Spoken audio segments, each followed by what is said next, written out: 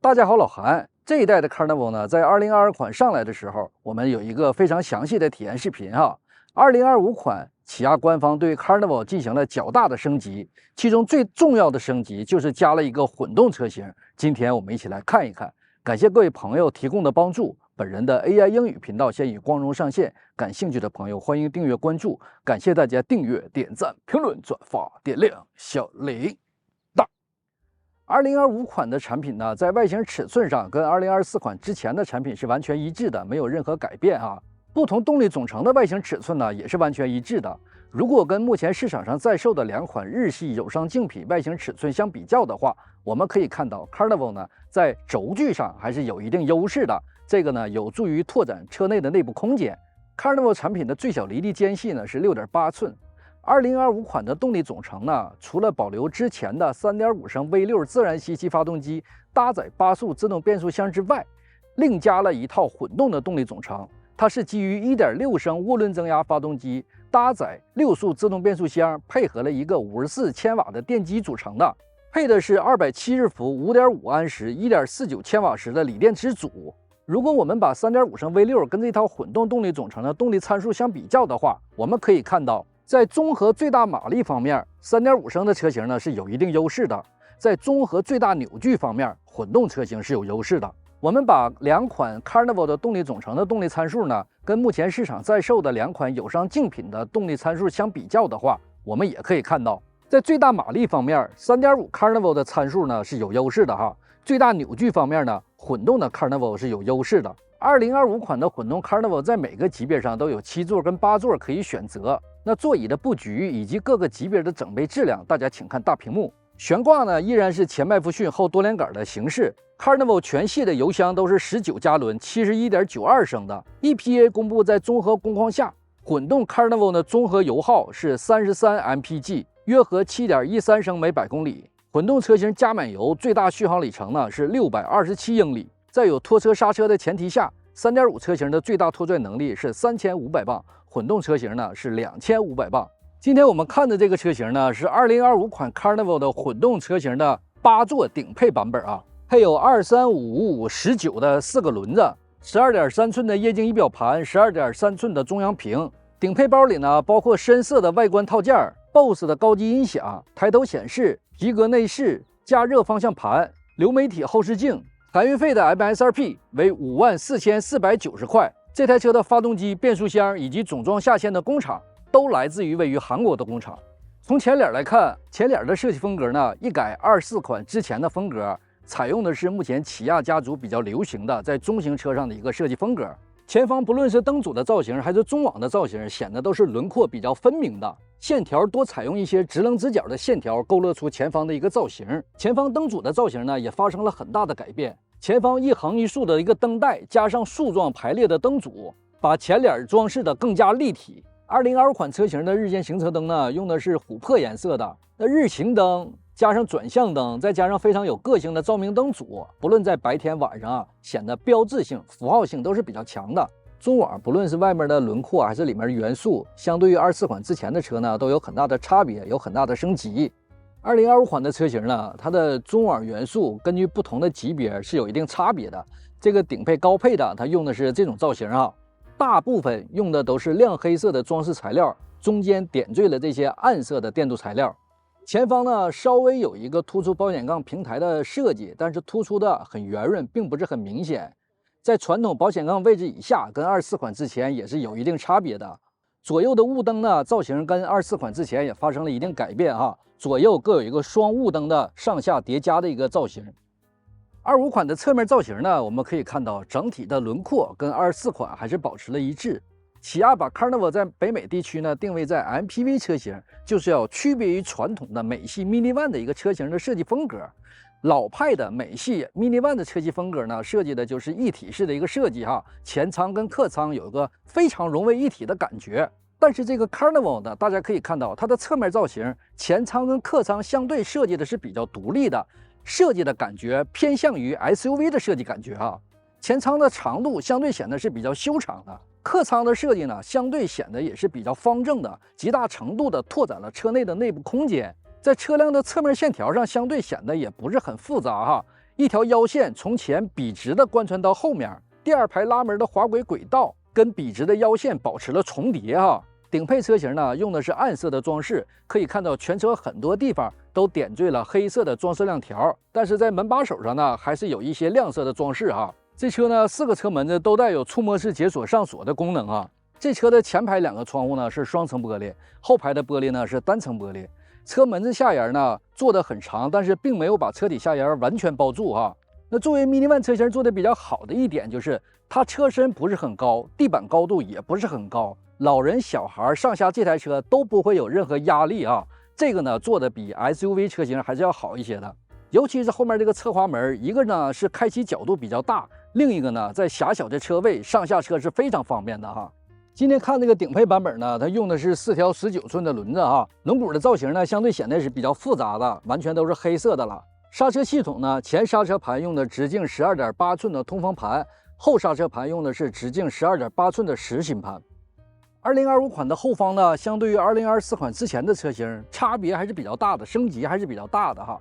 灯组的造型呢发生了很大的改变，中间用一个贯穿的灯带将2个灯组连接到了一起，但实际上里面的灯源并没有贯穿啊，中间这块是没有灯带，是没有灯源的。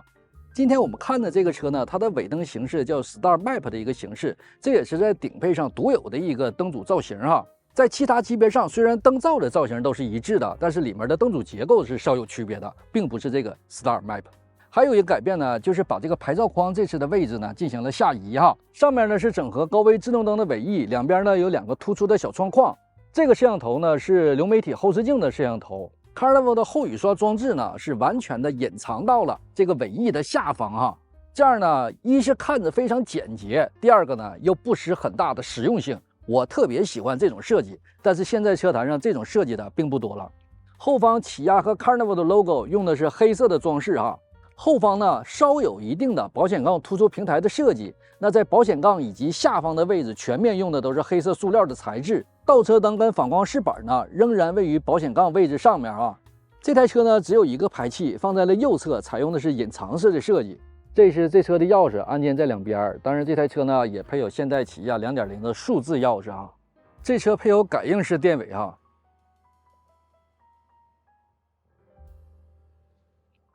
后尾箱尾板内衬呢就是一整块塑料，因为这台车外观有个非常方正的设计，大家可以看到它后备箱的开口显得是非常规则的。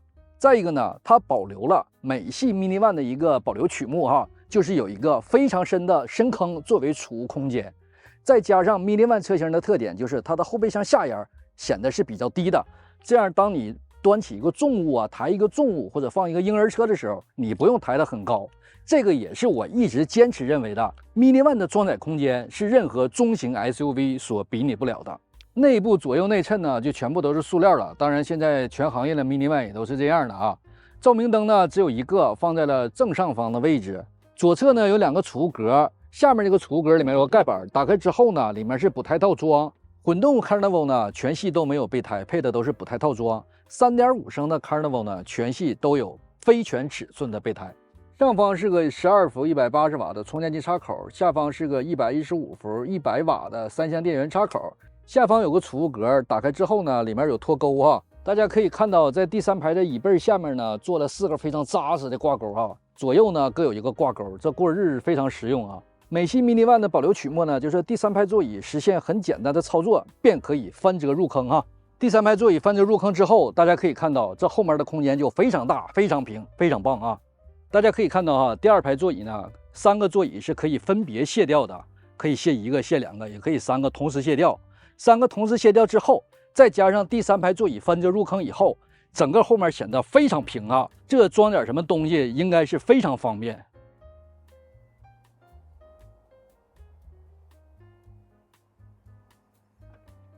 坐进来以后呢，我们可以看到2025款的产品上，它的中控内饰呢也是有一定更新的。中控台最吸引眼球的就是2块12.3寸的液晶屏连在一起，做了一个曲面的形式哈。全新的液晶屏呢，我们可以看到它整体的厚度做得更薄了一些，显得更加精致。中控仪表台整体设计的还是很有层次感的哈。4个车窗呢都带有一键升降功能，抬头显示呢，也是现代起亚家族最新的版本，显示的非常清晰，信息相对的也比较丰富。仪表盘是一个12.3寸的液晶屏，在低配上呢是个4.2寸的液晶屏。这个液晶屏呢一共有2种显示模式，一种呢是传统的2块圆表的形式，还有一种呢是极简模式。中间行车电脑信息的显示呢，透过方向盘右面的键子进行调节，显示的样式呢也是家族通用的样式哈。这车子是混动，相对多了一些混动的相关信息。这个车呢也有现代起亚家族高配车型呢一打左转向显示左侧盲区，一打右转向显示右侧盲区的功能。当座椅方向盘调到适合我的位置的时候，我看这个仪表盘呢也只有调到这个极简模式的情况下，方向盘才没有遮挡住仪表盘上的读数哈。方向盘呢是个3辐式的形式，也是起亚家族的一个通用形式了。方向盘的皮质非常细腻，手感呢还是挺棒的，3.9点呢有个突出的造型。方向盘上的快捷按键呢都是家族的通用件，后面有拨片，这个拨片呢是调节动能回收转换力度的，全车一共有3个等级的转换力度可以调节。灯组有自动开闭功能，有自动远光功能，前方雨刷呢有雨量感应功能。这车的内后视镜呢配了一个流媒体的内后视镜哈，上面有3个车库开关，这上面呢没有全景镜，没有眼镜盒哈。中间这个屏呢是一块12.3寸的液晶屏，操作系统呢也是起亚家最新的互联汽车导航驾驶舱的操作系统，简称是 CCNC 哈，可以直观的感受到比24款之前的产品呢显示的更加清晰，反应更快哈。它也可以实现 OTA 无线更新，保持车辆的软件版本时刻在最新的状态啊。这车配有 BOSE 的高级音响，音响效果在 Mini One 里横屏的话还算是不错。iPhone 的 CarPlay、Android 的 Auto 都可以实现无线连接，里面有相关的混动信息的显示，可以看到可调节、可交互的项目还是非常丰富的。这个在目前美国在售的这些 Mini One 车型当中，应该是站在前排的哈。这车呢是有全景影像的，前方影像、前方俯瞰、前方2侧盲区、前方影像、后方影像、后方俯瞰、后方2侧盲区、后方影像，车辆外观 3D。显得还是非常丝滑的哈。下面这个调节装置呢，之前我们也看过，这也是起亚家族的通用部件。它一套键子呢有2套功能，透过旁边这个键子进行切换。一按上面这个键子，这一套呢就是调节屏啊、多媒体啊，包括2个旋钮也是调节多媒体的哈。那一按下面呢，整个这就是空调的调节机构了。2025款车型呢，将下面的充电口也更新成了家族的最新版本啊。2个小口呢，一个口既可以在只充电和充电跟数据交互之间进行切换，右面这个口呢只能充电了啊。这边有个12伏180瓦的充电器插口，下方呢有个储物格，这边呢是个无线充电板。换挡装置呢仍然使用的是家族的旋钮式换挡装置，它这个做的比较好呢，就是当你切换到 R 档的时候，它会有一个震动的功能，提醒你挂的是 R 档啊。前排这2个座椅呢带有3个档次的座椅加热和通风功能，方向盘呢有2个档次的加热功能。中央扶手箱非常巨大，这也是作为一个 Mini One 车型的必须哈。里面呢就没有什么插口了。坐进来以后呢，现在我将座椅调到最低，大家可以观察一下空间表现。即便我把座椅调到最低呢，大家可以看到座椅相对的把我身体托的还是比较高的啊，有一种坐的比较高、看的比较远的感觉。座椅呢仍然是之前 Carnival 上比较舒服的前排座椅的感觉。整体的座椅大家透过视频和图片都可以看到啊，显得非常厚实。坐在上面呢，有一个大沙发的感觉，同时呢，它的填充材料又不是特别软的那种感觉啊，相对支撑性还是比较好的。座椅的各个部位够高够长，可以给身体支撑的、托付的都非常不错哈。这个车的版本呢，前排2个座椅都是电调的，主驾驶呢调节的项目更多一些，有腰靠的4项调节，主驾驶呢还有2项记忆功能。在用料方面呢，大家可以看到棚顶呢用的是网状的这种织物材质。这几个柱的内衬呢，全部都是塑料材质哈。仪表台上的用料呢，远端大家可以看到就是硬塑料的材质了，那近端呢用的都是软性感觉的材质。空调出风口的材质显得是比较有质感的哈。下方呢有一定的装饰板，下方就是硬塑料了。落地的换挡平台呢，上方是有一些装饰板的，包括这个钢琴漆装饰板啊，包括这电镀亮条啊，侧面就完全都是硬塑料了。腿靠在上面呢，是完全靠在塑料架上的了哈。窗户工作声音不大，坐在车里看窗框呢是能够看到金属件的。门板的用料呢，上方是软性材料，中间呢大面积铺设了这种装饰板，中间呢是有一定的皮革材质，扶手周围呢是塑料感觉，下方呢完全就是硬塑料了啊。它这个塑料呢也是没有那种软性感觉的。Carnival 呢，这么看下来，它不单在外观上有一个偏向 SUV 化的设计，那在内部第一排呢，也有一个偏向 SUV 化的一个设计啊。包括它这个中控换挡平台呢，采用落地式的，中间并没有一个贯穿的过道，整个是向 SUV 靠拢的。再一个呢，就是当你胳膊肘很自然的搭在中央扶手箱的时候，这些按键，包括换挡装置，包括这些按钮，全部都触手可及啊，这个感觉也是比较好的。混动版本的 Carnival 啊，每个级别都有7座跟8座可以选择。那之前我们看过一个3.5 7座的那个版本，中间是2个大座椅哈，显得是比较炫酷的。那今天我们拿到这个呢，是个8个座的版本。第二排座呢，它是设计了3个座椅的形式哈。第二排呢有一个加高的效果，大家可以看到，第二排的视线会比第一排的视线高了很多啊。空间上是完全没有问题的，头部空间大家可以看到，头部空间是比较宽裕的。腿部空间呢，这个椅背跟 B 柱是平齐的，我的腿部空间显得也比较宽裕。副驾驶呢，相对就更宽一些哈。第二排3个座椅的形式呢，两边2个座椅，大家可以看到显得是比较宽大、比较厚实的。坐在上面呢，有一个比较暄软沙发的感觉。天窗材料呢，似乎比前排还要更软一些哈。虽然座椅是3个座椅的形式，但毋庸置疑，两边这2个座椅呢，肯定是最舒服的座椅了。座椅的调节呢，是3个座椅分别调节啊，大家可以看到。这是座椅最前的状态，这是座椅最后的状态，我们稍微往前点。这是椅背仰角最大，这是坐在中间的状态。虽然没有两边2个座椅那么舒服哈，但是成年人临时应急呢，还是可以使用一下的哈。全车呢是3分区空调，后排空调的调节呢放在了右侧的上方，中间是有一个针对2、3排的摄像头的啊，放在了这个位置，方便前排呢看看后排的情况啊，还可以实现跟前排对话。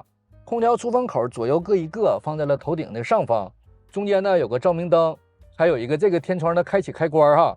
后方呢有一个115伏100瓦的3相电源插口，这面有一个12伏180瓦的充电器插口，下方有个储物格。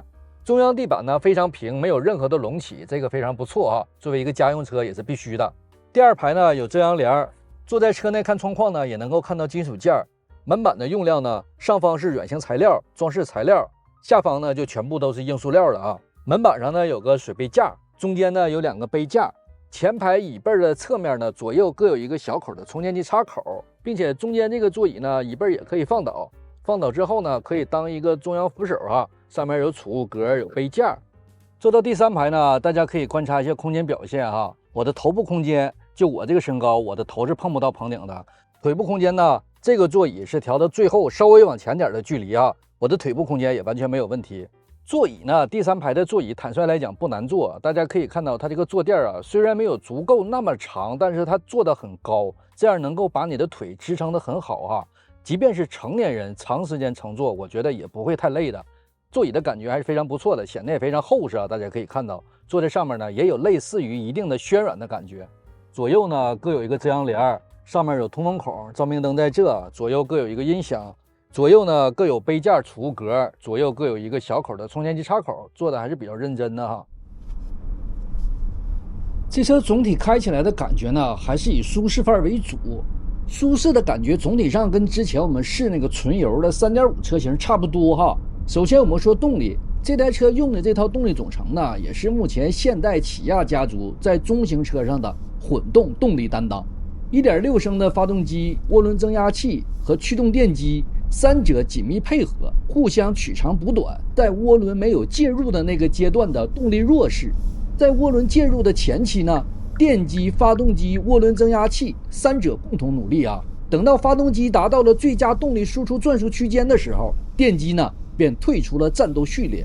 驱动电机也只有在低速的匀速蠕动、起步初段和中高速的匀速行驶的时候，它才会单独的工作。从动力上综合来讲呢，这台车动力不算弱哈。总体上呢，感觉动力跟那个 3.5 升 V6 发动机差不太多。如果是循序渐进的加速，按部就班的起步加速，车辆的平顺性做的还是非常不错的。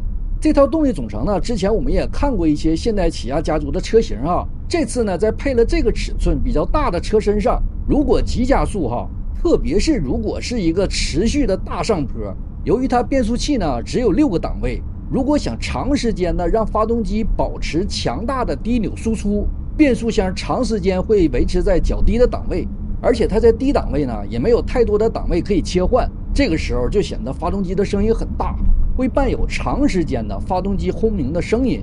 虽然这个车的隔音做得非常不错哈，相比于目前市场上友商竞品的小排量混动车型的噪音要小很多，但是我每在上一个大坡的时候听到了这个发动机的轰鸣的声音，我还是会更加怀念那个3.5升的 Carnival 哈。悬挂整体上呢也是很舒服的感觉，虽然自重呢它比3.5车型要重一些，但主观上你不会有太多重的感受。悬挂的调教可以感觉到德系的紧致范儿很浓郁。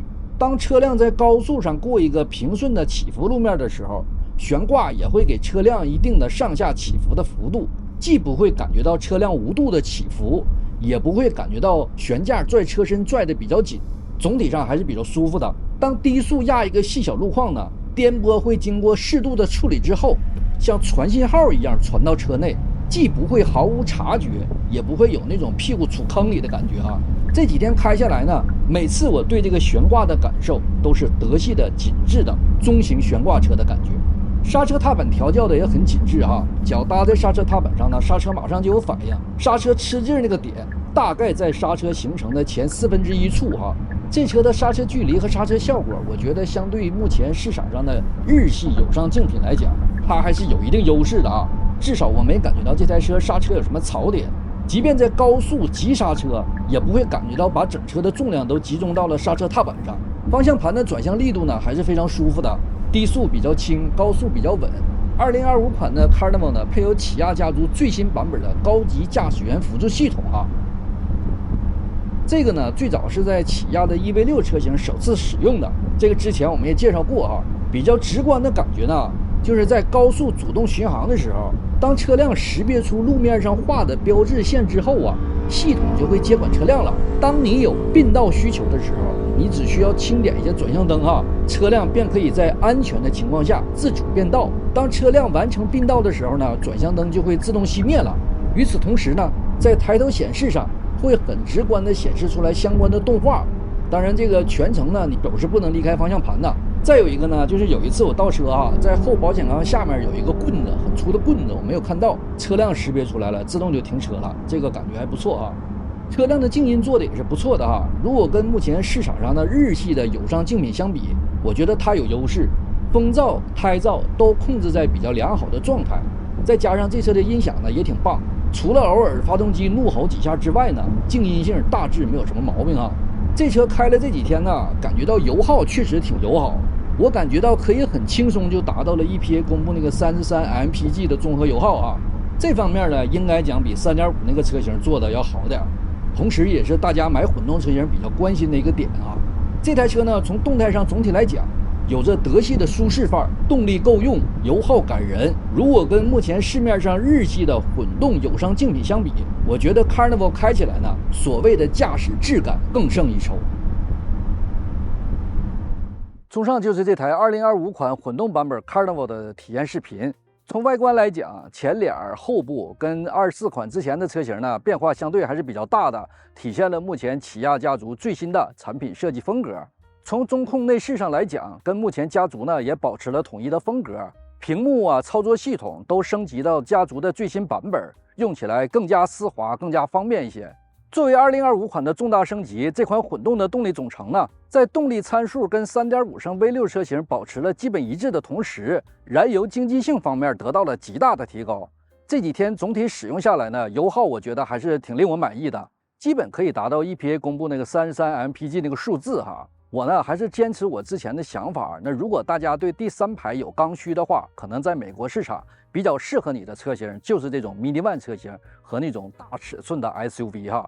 Mini Van 车型相对于大尺寸的 SUV 呢，目前在市场上还是有一定价格优势的，而且 Mini Van 车型相对开起来比那些大型的 SUV 在城里呀更加方便一些，停车呀、泊车呀，对于大家相对的压力会小一些哈。2025款的 Carnival 呢，这次推出了混动车型，那对于对 Mini Van 有刚需，同时又比较在乎油耗的朋友，无非是多了一个选择啊。当然还是那句话，大家喜欢哪个买哪个，别控制。以上视频，谢谢大家。